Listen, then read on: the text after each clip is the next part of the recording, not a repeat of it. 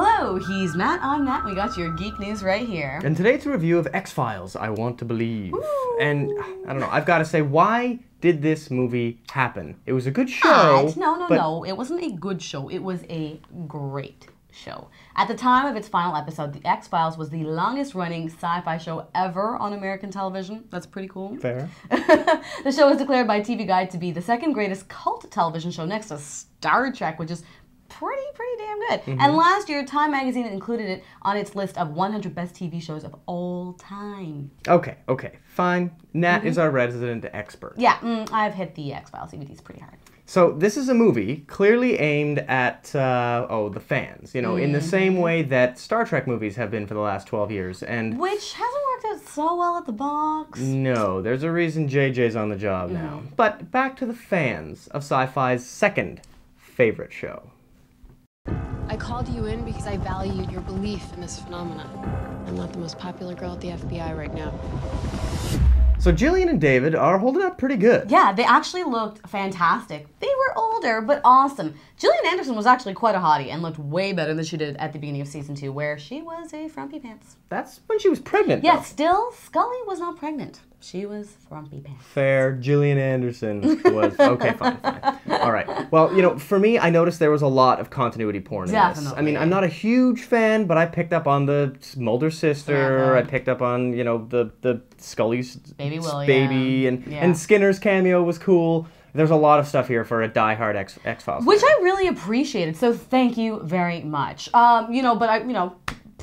Mulder with his obsession with sunflower seeds, that was pretty sweet. The I Want to Believe poster, which is pretty cool. And I also love that, as always, we get to see Mulder getting to see the unbelievable phenomenon when no one else does. We didn't actually see Scully get victimized, though, which often happened in the TV show, well, specifically, season 1. But, hey, I appreciated it. Good. Well, speaking of fans of this particular show, there's a Battlestar Galactica connection here. That was if you're a big fan. Sweet. Yeah, the first one was Ilosha. Lorena Gale was the first one that showed up in it, and Nat and I were both like, what? All right, there's totally a connection there. Well, that's the Vancouver thing. Yeah, and then it was Callum Keith Rennie. Yeah. And he made it into the film as a pretty major character. Definitely, that was very cool. And it's not actually the first time for Callum. Check his IMDb. He's been on the show a few times. Yeah, I guess it's a West Coast Canada thing. Yeah, for sure.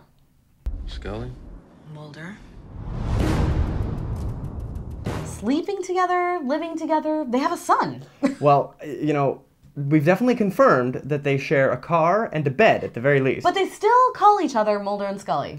Yeah, and she manages to convince him to shave his enormous beard pretty easily. So there's obviously some kind of relationship going on there. It's funny how the beard never showed up in the trailers, though. Yeah, well, I mean, he'd be less recognizable to the general audience. Speaking of which... Father Joe claims a psychic connection. So you believe in these sort of things? Let's just say I want to believe. Don't give up. You see them?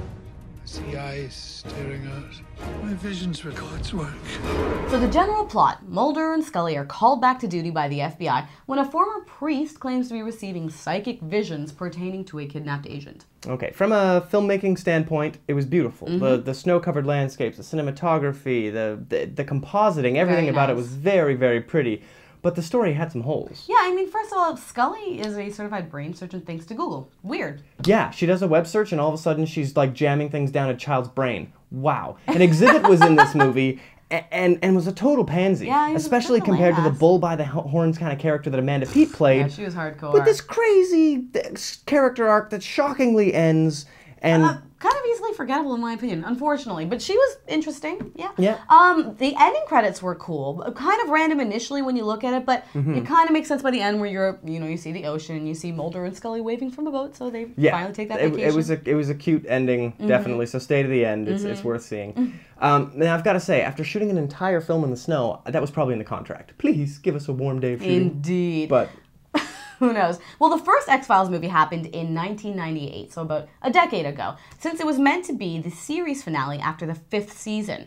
And that's before, the Fox network decided to insist on another season 4 more times. Yeah, but why did this movie happen? I mean, it's so out of left field. I don't know. I mean, the movie was interesting and absolutely X-Files, totally fit in with the whole genre.